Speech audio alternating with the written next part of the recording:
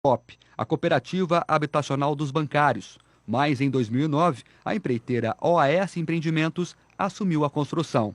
A Bancop havia falido depois de enfrentar problemas financeiros. O condomínio foi entregue em 2014.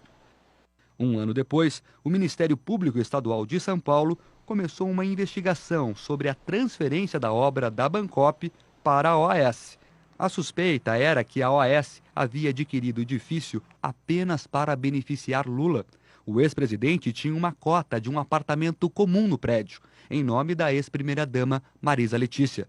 Em março de 2016, a Justiça de São Paulo enviou a investigação para o juiz Sérgio Moro, da Lava Jato de Curitiba, por considerar que os possíveis crimes tinham ligação com o esquema de corrupção na Petrobras.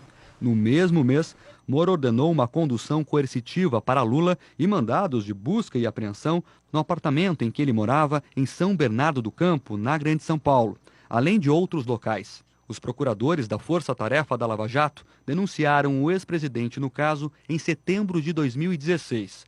A opção de compra do apartamento em nome de Marisa Letícia teria se transformado no triplex da cobertura do prédio. O Ministério Público afirmou que a OAS pagou propina a Lula por meio da reserva e da reforma do triplex. O imóvel teria sido mantido em nome da construtora para esconder a identidade do verdadeiro dono. Segundo o Ministério Público Federal, o dinheiro veio de um caixa geral de propina ligado a 3 contratos da OAS com a Petrobras. Os procuradores se basearam em várias evidências. Uma delas é a rasura feita na proposta de adesão do apartamento no momento da compra da cota por Dona Marisa em 2005.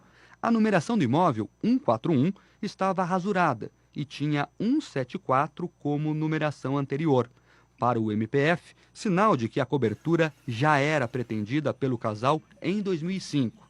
Outro documento é a declaração do imposto de renda do próprio Lula. Ele mesmo declarou que era dono de uma cota do empreendimento em 2016. Outro indício estava em um cofre do Banco do Brasil. Ele guardava presentes que Lula recebeu enquanto ainda era presidente. Uma das caixas trazia a inscrição Praia, uma referência ao triplex, segundo os procuradores. Essa foto é uma das provas mais robustas do processo.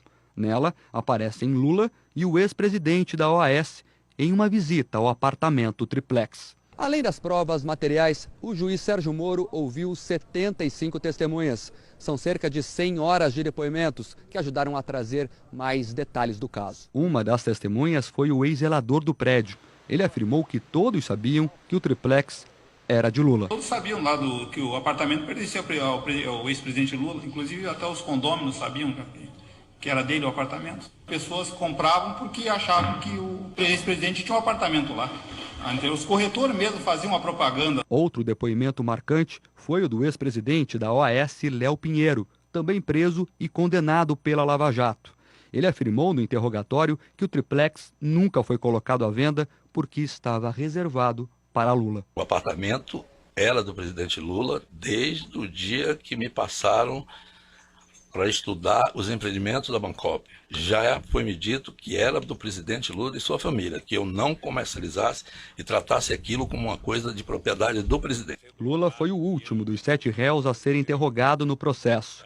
O ex-presidente disse que visitou o apartamento, mas que desistiu de comprá-lo. O depoimento foi em maio de 2017. Eu fui ao apartamento, eu percebi que aquele apartamento era praticamente inutilizável por mim, pelo fato de eu ser, independente da minha vontade, uma figura pública, e eu só poderia ir naquela praia ou segunda-feira ou quarta-feira de cinza. Em julho de 2017, Moro condenou Lula a 9 anos e 6 meses de prisão pelos crimes de corrupção passiva e lavagem de dinheiro. O juiz considerou que não era necessário o triplex estar em nome de Lula, porque o crime era justamente ocultar a propriedade. E considerou na sentença que Lula recebeu, por meio do triplex, mais de 2 milhões de reais em propina. Ao finalizar a sentença, o juiz escreveu que não importa o quão alto você esteja, a lei ainda está acima de você. A defesa de Lula entrou então com recurso no Tribunal Regional Federal da 4ª Região, em Porto Alegre, com pedido de absolvição do ex-presidente. No início deste ano, o TRF4 julgou o recurso de Lula. Por unanimidade, os 3 desembargadores do caso confirmaram a sentença do ex-presidente e aumentaram a pena para 12 anos e 1 mês de prisão. No mês passado, o Superior Tribunal de Justiça negou, por unanimidade, o pedido de habeas corpus preventivo impetrado pela defesa de Lula. E na última quarta-feira, no julgamento mais longo da história do Supremo Tribunal Federal, os 11 ministros recusaram outro pedido de habeas corpus a Lula pelo placar de 6-5. Isso abriu caminho para a prisão. Esse é o primeiro processo em que Lula é condenado. Ele responde outros 6. Só em Curitiba, ele é réu em outras 2 ações penais nas mãos do juiz Sérgio Moro. Um deles já está na reta final e deve ter a sentença nos próximos meses. Trata-se desse terreno em São Paulo, que serviria para abrigar o Instituto Lula, e de um apartamento vizinho ao que o petista mora em São Bernardo do Campo. Os 2 imóveis teriam sido comprados pela Odebrecht e seriam repassados como propina ao ex-presidente. É nesse processo que a defesa de Lula foi acusada de apresentar falsos recibos de aluguel para o apartamento vizinho ao do ex-presidente. Outro caso investiga um sítio em Atibaia, interior de São Paulo. O imóvel, frequentado pela família do ex-presidente, teria sido reformado pelas construtoras Odebrecht e OAS em troca de contratos na Petrobras. Moro já começou a ouvir as testemunhas desta ação penal. Na Justiça de Brasília, o ex-presidente é réu em 4 processos. Um deles é o que apura se ele tentou comprar o silêncio do ex-diretor da Petrobras, Nestor Cerveró. Segundo o Ministério Público Federal, Lula participou da operação para tentar evitar que Cerveró fizesse um acordo de delação. Lula também é réu na Operação Janus, um desdobramento da Lava Jato, que investiga se ele influenciou a obtenção de um empréstimo pela Odebrecht junto ao BNDES para realizar obras em Angola, na África. Em troca, a empreiteira teria repassado 30 milhões ao ex-presidente. De acordo com os procuradores, um sobrinho de Lula teria sido usado para receber parte do dinheiro. O ex-presidente também é alvo da Operação Zelotes em 2 processos. No primeiro, segundo o Ministério Público, Lula tentou interferir na compra pelo governo de 36 aviões de uma empresa sueca.